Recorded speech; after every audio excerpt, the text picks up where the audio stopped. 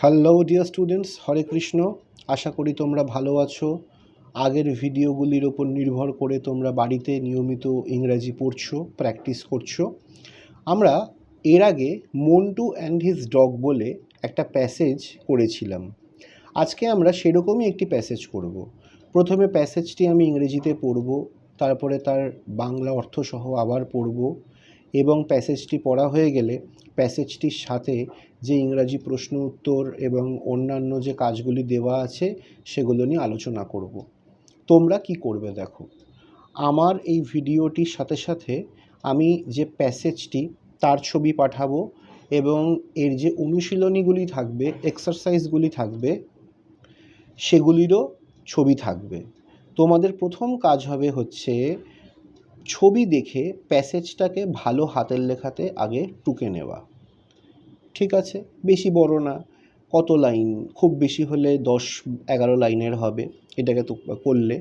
আর তারপরে প্রশ্নগুলো বা column matching, fill in the blanks যেরকমভাবে আছে ভালো হাতের লেখাতে সুন্দর করে খাতাতে সেগুলো সাজিয়ে সাজিয়ে করতে হবে। কেমন? এবার কিছু জায়গাতে ছবিও দেওয়া আছে, হয়তো দেওয়া আছে ট্রি, তার ওপরে ছবি দেওয়া আছে, টি আর দেওয়া আছে, ডবল ই লিখতে হবে। এবার আমাদেরকে গাছের ছবি বা বাদরের ছবি বা আপেলের ছবি আমাদের কিছু আঁকতে হবে না, কিন্তু প্যাসেজে এবং প্যাসেজের সাথে সম্পর্কিত অনুশীলনীতে যা যা লেখা থাকবে, যেমনভাবে থাকবে, সেগুলোকে আমাদের ঠিকভাবে করতে হবে। আশা করি তোমরা বুঝতে পেরেছো। তাহলে চলো আমরা আজকের প্যাসেজটি শুরু করি। আজকের প্যাসেজটির নাম হলো I am going to shave. ভালো করে শোনো কি বললাম। I am going to shave মানে আমি দাড়ি কাটতে চলেছি, আমি দাড়ি কাটতে যাচ্ছি, দাড়ি যেটা আমরা কাটি। এবার দেখো ভালো করে উচ্চারণটা শোনো, শেভ, SHAVE। আরেকটা শব্দ আছে SAVE, সেভ। যেটা SAVE, সেই সেভ মানে হচ্ছে কাউকে বাঁচানো, কোনো কিছু সঞ্চয় করা, ইত্যাদি ইত্যাদি।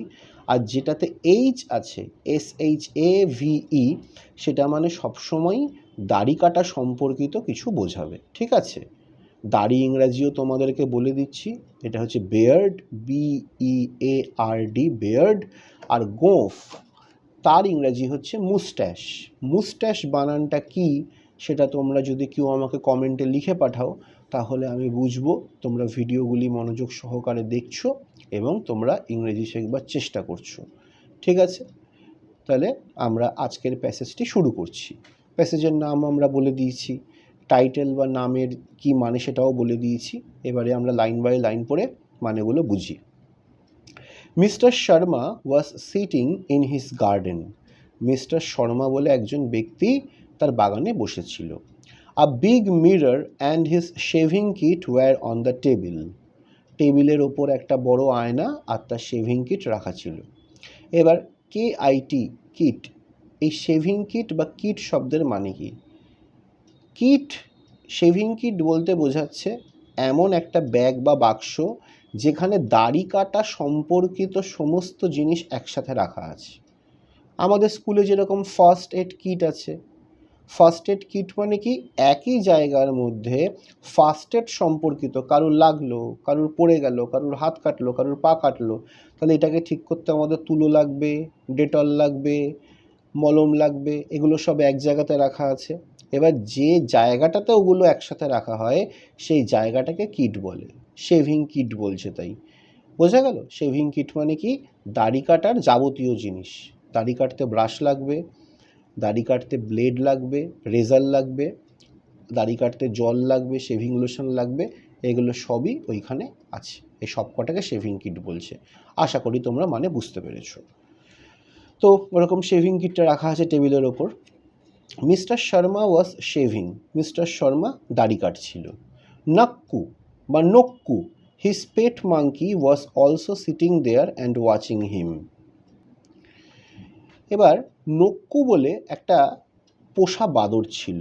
আমরা কেউ কুকুর পুষি, কেউ বিড়াল পুষি, কেউ পাখি পুষি, তা মিস্টার শর্মা কী পুষত? একটা বাঁদর পুষত। সেই বাঁদরটার নাম কি? নক্কু। দেখো এখানে বলে দিচ্ছে যে Nakku his pet monkey was also sitting there and watching him. ওর যে পোষা বাঁদর সে ওইখানেই বসেছিল আর মালিকের দিকে, মিস্টার শর্মার দিকে তাকিয়ে তাকিয়ে দেখছিল যে সে ঠিক কী করে। Mister Sharma went inside the house to take a bath. Mister Sharma বাড়ির ভেতরে গেল স্নান করতে। Nakku decided to shave too. এবার মিস্টার শর্মা তো দাড়ি কেটে চলে গেছে স্নান করতে। এবার নক্কু দেখলো, আরে দাড়ি কাটার জিনিসপত্রগুলো তো বেশ ঠিকঠাক করে রাখা আছে, তাহলে আমিও বরং দাড়ি কেটে নিই। তাই জন্য নক্কু ঠিক করলো ও দাড়ি কাটতে যাবে। He put soap on his face and used the razor. তা নক্কু দাড়ি কাটার সাবানটা নিল, গালে লাগালো, সোপ মানে সাবান, আর তারপরে কি করলো? হি ইউজড দ্য রেজার। রেজার মানে হচ্ছে দাড়ি কাটার যে ব্লেড থাকে তাকে রেজার বলে, যেটা দিয়ে দাড়িটা কাটে। শুধু ব্লেড দিয়ে তো দাড়িটা কাটে না, একটা এরকম সরু ডান্ডা মতো জিনিস, ওপরটা চওড়া, তার মধ্যে ব্লেডটা বসিয়ে দেয়, ওটাকে রেজার বলে। বাড়িতে তোমরা বাবাকে জিজ্ঞাসা করবে, তোমার বাবা তোমাদেরকে দেখাতে পারবে রেজার, আশা করি তোমরা দেখেওছো হয়তো। তো ওই রেজারটা দিয়ে ও দাড়ি কাটতে শুরু করলো। এবার রেজারে তো ব্লেড আছে, ব্লেড খুব ধারালো। তা কী হলো দেখো ফলাফল? হি কাট হিজ চিক। চিক মানে গাল। এইটা করতে গিয়ে নক্কু নিজের গালটা কেটে ফেললো। গালটা কেটে গিয়ে তো যাচ্ছে তাই কাণ্ড। নক্কু স্টার্টেড ক্রাইং ইন পেন। ব্যথাতে নক্কু কাঁদছে। বাঁদরটা বাঁদরামু করেছে, তার শাস্তিও পেয়ে গেছে, এবার ব্যথাতে কাঁদছে। বোঝো কাণ্ড। Mr Sharma put some medicine on Nakku's cheek. তা মিস্টার শর্মা কী করলো? কিছু ওষুধ এনে, মেডিসিন এনে নক্কুর গালে লাগিয়ে দিল। সিম্পল গল্প, সহজ গল্প, একটু একটু মজাও আছে, তাই না? তাহলে এবারে আমরা চলে আসব অনুশীলনীতে। দেখা যাক অনুশীলনীতে কী কী আছে। অনুশীলনীর একদম প্রথমেই আমরা দেখব আছে put a tick in the box for correct sentences and a cross for incorrect sentences. তাহলে যে সেন্টেন্সগুলো ঠিক সেই সেন্টেন্সগুলোতে আমরা রাইট চিহ্ন দেব, আর যেগুলো ভুল সেগুলোতে কাটা চিহ্ন দেব। আমরা এর আগেও অনেক করেছি, আমরা পারবো। Mister Sharma was walking in the garden. Mister Sharma বাগানের মধ্যে হাঁটছিল, কিন্তু আমরা কি দেখেছি? Sitting in the garden. তাহলে প্রথমের উত্তরটা হবে ক্রস, কাটা। Nakku was sitting with mister Sharma. এটা আবার ঠিক হবে, রাইট হবে। নক্কু তো সত্যিই বসেছিল মিস্টার শর্মার সাথে। The monkey was bathing. না, এটা ভুল উত্তর। মিস্টার শর্মা স্নান করতে গেছিল, তাহলে মাঙ্কি ওয়াজ বেদিংয়ের পাশে আমরা বসাবো কাটা। Mister Sharma put medicine on Nakku's cheek. Mister Sharma নক্কুর গালে ওষুধ লাগিয়ে দিয়েছিল, এইটা ঠিক, তাহলে এটাতে আমরা রাইট দেব। এবারে আমরা চলে আসব answer the questions carefully. What was mister Sharma doing? Mister Sharma কী করছিল? তো দেখি আমরা বইতে কি বলেছে। Mister Sharma was shaving. Mister Sharma দাড়ি কাটছিল, বইতেই কিন্তু দেওয়া আছে। Where was Nakku sitting? Nakku was sitting with mister Sharma in the garden. Mister শর্মাও গার্ডেনে ছিল, বাগানে ছিল, আর নক্কু ওর পেট মাঙ্কি সেও বাগানে ছিল। তাহলে উত্তরটা হবে ওয়্যার ওয়াজ নক্কু সিটিং?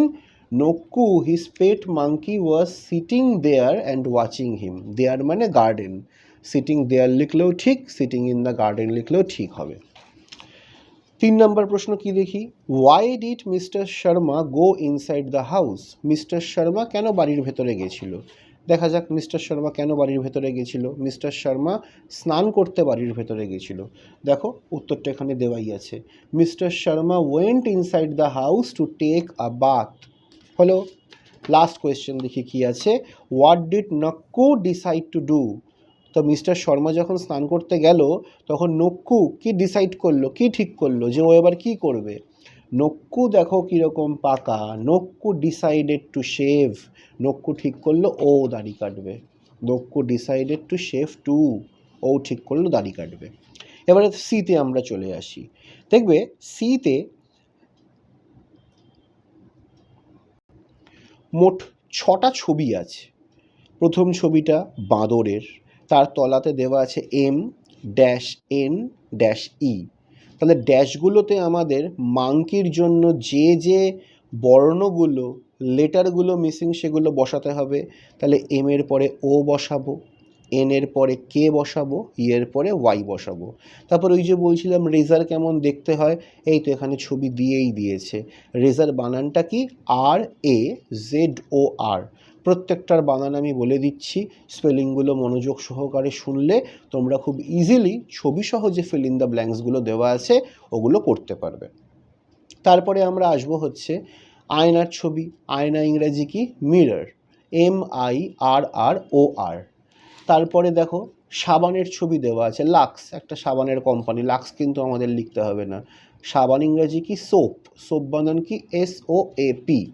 তারপরে আসছে দেখো টেবিলের ছবি, টেবিল বানান আমরা সবাই জানি, কি জানি তো? TABLE। লাস্ট ছবি কি? লাস্ট ছবিতে কিছু গাছপালার ছবি দেওয়া আছে, গাছপালার রং কি? সবুজ, তাহলে উত্তর হবে গ্রিন, GREEN। এইবারে আমরা দেখব এই যে প্যাসেজটা আমরা করলাম, এই প্যাসেজটার যে ডি দাগের লাস্ট কি এক্সারসাইজটা আমাদের আছে। বাঁদিকে দেখো কতগুলো পশু পাখির ছবি দেওয়া আছে, আর ডান দিকে দেওয়া আছে যে ওরা কি করে। ওরা কি ওয়াক করে, মানে ওরা কি হাঁটে? ওরা কি রান করে, মানে ওরা কি ছোটে? ওরা কি ক্রল করে, মানে ওরা কি বুকে ভর দিয়ে হাঁটে? ওরা কি ফ্লাই করে, ওরা কি ওড়ে, নাকি ওরা সুইম করে, ওরা সাঁতার কাটে? এটা ভালো করে আমরা বুঝবো। কিন্তু আমাদের চলন ও গমন যেরকম আমরা করি মানুষরা, সেরকম সমস্ত পশু পাখিই করে, কিন্তু তারা কেউ হাঁটে, কেউ ওড়ে, কেউ সাঁতার কাটে, কেউ বুকে ভর দিয়ে হাঁটে। ঠিক আছে, এবারে বাদিকে যে ছবিগুলো দেখতে পাচ্ছ, যে পশু পাখিগুলো আছে, সেটা কোন পশু বা পাখিটা কি করে। প্রথম ছবিটা কিসের আছে? ক্রোয়ের আছে, কাকের আছে। তাহলে কাক ওয়াকও করবে না, রানও করবে না, ক্রলও করবে না, সুইমও করবে না। কাক কী করবে? উড়বে। তাহলে ফ্লাইতে আমি রাইট চিহ্ন দিয়ে দেবো। ফিশ কি করবে? ফিশ শুধুমাত্র সুইম করবে, মাছ নিশ্চয়ই হাঁটবে না বা ছুটবে না, তাহলে সুইমে আমি রাইট চিহ্ন দেবো। কাউতে কি করব? কাউ তো নর্মালি হাঁটে, সবসময় তো ছোটে না, তাহলে কাউতে আমি ওয়াক করব। স্নেক, স্নেক হাঁটে কিন্তু বুকে ভর দিয়ে হাঁটে, আমরা দেখেছি সাপ, আমরা জানি। তাহলে স্নেক কী হবে? ক্রল হবে। আর মাংকি কি করে?